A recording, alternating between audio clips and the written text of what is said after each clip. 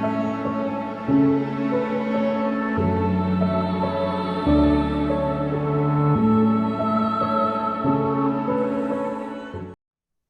everyone, welcome to this lecture series on the shoulder complex. My name's Tom West.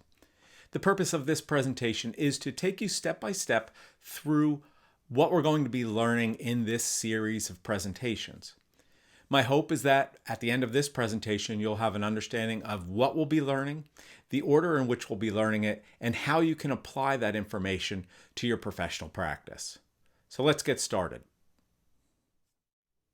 So before we get started, I want to go over some basic definitions. The first is the word shoulder or shoulder complex.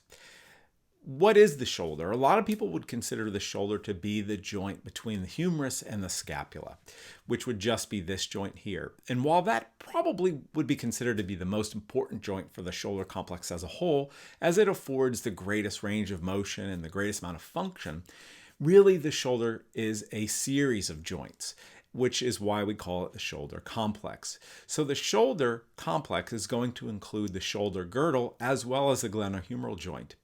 This is going to include numerous joints that are going to involve the scapula, the sternum, the clavicle, and the humerus. So we're going to be learning about this whole region and basically how the upper extremity is connected to the central portion of the body through the sternum and through the rib cage. In this series of presentations, we'll learn that the shoulder complex is composed of 3 synovial joints and 1 pseudo joint. Again, synovial joints where we have direct bone-to-bone connection held together by ligaments, and a pseudo joint, which is going to be the joint where the scapula basically rides upon the rib cage. Not a real joint because there's muscular attachments only, but it functions like a joint. The shoulder's function is to maximize mobility. So we can put our arm up over our head, we can put it out in front of us, we can put it out to the sides, and so on. This region provides a huge range of motion. But to get that range of motion, we have to sacrifice something very important, and that's stability. And in this series of presentations, we're going to look at the stability components of this region, but how they are weakened and not as strong as other regions to provide this greater amount of mobility. The primary purpose of the shoulder, really the primary purpose of the whole upper extremity, is around the hand. It's to allow us to get the hand in different positions so we can grasp objects, manipulate those objects, pull them towards us, push them away from us, throw them, etc. So the shoulder is one of those links in the chain that allow our hand to function. The shoulder's primary purpose is to provide a wide range in which we can position our hands.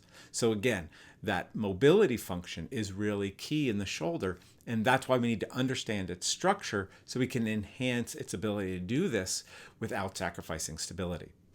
Obviously, this joint gets very heavy use in most athletic activities, especially in activities that involve throwing or spiking like a volleyball, swinging a tennis racket, etc. A lot of activities also use the upper extremity in a closed kinetic chain fashion, meaning that we're weight bearing on our upper extremity. And those would include wrestling, any sport where you may fall and suddenly find yourself having to catch your body weight with your arm. And again, if we work with athletes that participate in those types of sports, we have to prepare them for those types of stresses. This region often suffers from dysfunction that can decrease performance, which could be visualized by decreased throwing speed or throwing velocity, accuracy, inability to get our joints into specific positions and reach in specific directions, or it can lead to injury such as subluxations, dislocations, rotator cuff issues, and so on. In this presentation or series of presentations, we'll talk about how to leverage our understanding of anatomy and function to enhance the performance of this region while also decreasing the risk of injury. So what learning objectives do I have for you all as you move through this series of presentations? First off, I want to examine the bony anatomy of the shoulder complex. I think that's where we'll always start in any of my classes where we learn about a specific region, is looking at the skeletal structure and how that affects function. After a thorough examination of the bony anatomy, we'll then move on to an examination of the arthrology, or of the joints of this region. And as we said, in the shoulder complex, we actually have several different joints, each structured very differently, and they all contribute to the overall function of the shoulder complex. We'll look at each of these joints, we'll consider the ligaments of these joints that help to add to stability, and then some of the special structures that these joints have. A lot of them have additional cartilage structures like an articular disc or a labrum and so on. We'll examine each of these joints in detail so we can see how they function and how we can enhance their performance. We'll then move on to the muscular section of this series, where we'll examine each of the individual muscles that are involved in moving and stabilizing the shoulder complex. We'll examine them on pictures, as well as learn the origin, insertion, and action of each of these muscles. And then we'll move on to the function of the shoulder complex, where we'll look at how all of these different structures we've learned about contribute to the movement of the shoulder, the stability of the shoulder, and the ability of the shoulder to do the things that we need it to do.